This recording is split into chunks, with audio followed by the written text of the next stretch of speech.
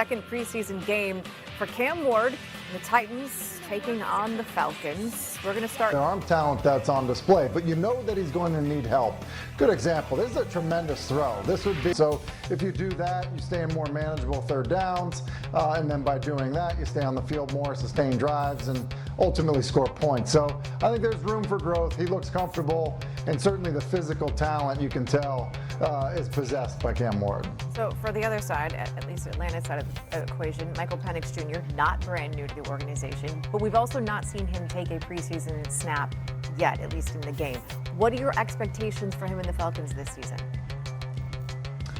Yeah, listen, the Falcons aren't playing in a tough division, you know, when you look at the NFC South, and it's a division that I think is open. And so, you know, a lot of people I think are predicting maybe they're on the, you know, flirting with a double-digit win season. And I think some of that is because Penix played a little bit last year, but remember, it's just 3. He hasn't played in the preseason. He's still a young player that's going to need to develop. So, look, I think that if they can get it going and he can play well based on the talent around him in Atlanta, yeah, then maybe they can be one of those teams that's at 9-10 wins. But they're going to need him to play well. I think he will, but I also think there will be some growing pains throughout the season. So the supporting cast is going to have to rise to the occasion. Look, say what you want about the NFC South. I personally enjoy the drama of anyone can win it. It makes it fun come later on in the season. Tim, cannot wait to see the Chiefs and Seahawks. We saw plenty of Patrick Mahomes in the first outing, one pass that is. He was chilling. Early first quarter, the third one is Jalen Milroe under center and Sam Darnold in the backfield. Milroe gets the sneak to pick up the first down. Later in the drive, 2nd and 1, Darnold handing off to a more standard running back. Zach Charbonnet to the crib. Michigan Brada puts the Seahawks up 7-0, second quarter now. Chiefs trailing 14-0. Jalen Royals returning the kickoff. But how about the Seahawks kicker squaring up, getting the shoestring? Makes the tackle. It's always love when the specialist can make a play, regardless of how ridiculous it looks. Final seconds of the half. 1st and 10 at the KC 13, and Drew Lock finding Jake Bobo. Quite the effort off the fade route. Goes up and high points that bad boy. He had 2 touchdowns in the game. Seahawks win 33-16. So, against Tampa Bay, he was 5 of 8, 2 drives, 67 passing yards, and also led them on a 65-yard touchdown drive. Against Atlanta on Friday, 3 drives, just 2 for 7, although a couple of those passes were not on him. 42 passing yards and no TDs or no picks for the #1 overall pick. We now welcome in former Louisiana running back Emory Hunt. Last week, Emory, Cam Ward led the Titans on a touchdown drive in his final series. You said you wanted to see Ward start his 2nd preseason game the way he finished his 1st preseason game. He did not. He played 3 series, finished 2 of 7, 42 yards. Are they doing it right with Ward through 2 preseason games?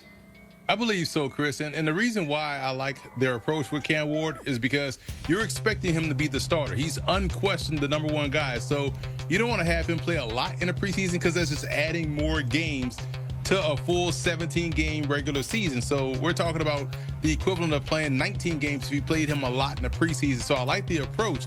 And these numbers have a little bit of context, man, because he threw 2 dots down the field, deep down the field. Van Jefferson dropped one of them. That would have been a huge play to help extend the drive and keep them on the field. And one he threw out of bounds, but it was right in the bucket in the corner by the pylon. So I think he's doing a really good job. What I love about what I saw tonight was how assertive he was in his decision-making and how he was just trying to find little spots, little corners to fit the football in. And the receivers weren't ready for that type of play. So that's more of the receiver side of things instead of Cam Ward's side. But I like the fact that he was being assertive, he was being aggressive, he was making some tight window throws, and we saw the arm, we saw the accuracy, and we saw the toughness of Cam Ward tonight. Yeah, it was everything that we saw at Miami, right? Washington State, all the way going back to where you watched him. So Cam Ward, yeah, he's going to be just fine in my opinion. Now, let's put a bow on this game, Emory. It is the preseason, so there are a lot of guys getting an opportunity on both sides of the ball. Who stood out to you on Friday in Atlanta? Well, starting with the Titans, you look at Gunnar Helm.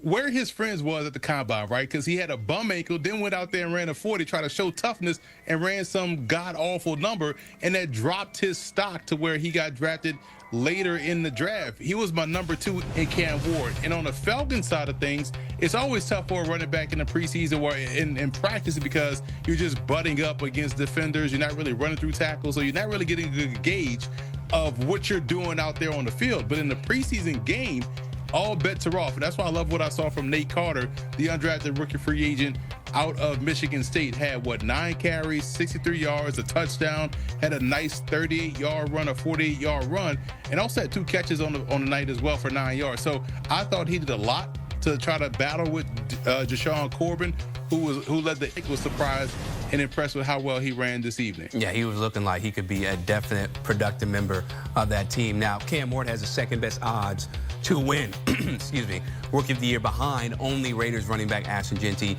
The reason the Titans got to draft Ward was a 3-14 season last year. So when you think about how this Titans team is set up, Emery, what would define a successful rookie campaign for Mr. Ward? More touchdowns than picks. That's easy, right? But definitely having this team going. He is the starting quarterback, and he will have those wild plays, those moments that we saw from him at Incarnate Word, Washington State, Miami. And I do like the fact that the receivers that he has in tow, the Calvin Ridleys, Gunnar Helm tonight is going to be a guy.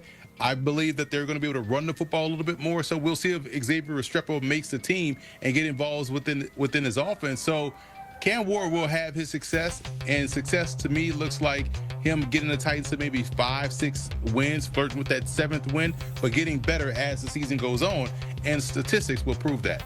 Punched in a score for the Seahawks, 45 rushing yards for that young man. And with that, we bring in former Louisiana running back Emory Hunt. And Emory, Sam Darnold making his debut as a Seahawks starter in preseason. He looks solid to me, 4 for 4 on that drive that ended in a touchdown. What did you make of his performance?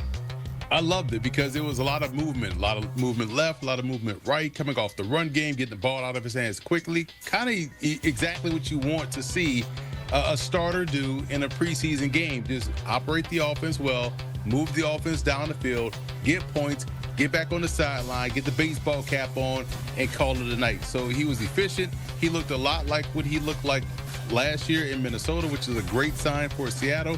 And thanks in part to a fantastic offensive line, how they were just blowing Kansas City off the ball made his life a hell of a lot easier. And it also made one of his other teammates' life easier. We're talking about Zach Charbonnet. He's punched in that touchdown against Kansas City in that first drive. And when you think about the injury issues that Kenneth Walker has dealt with over his years, right? What chances do you give Charbonnet to beat him for that #1 spot as the running back? It gives him a good chance. And what I like about Charbonnet in comparison to Kenneth Walker has a little bit more burst, obviously, and is able to rip off the long run.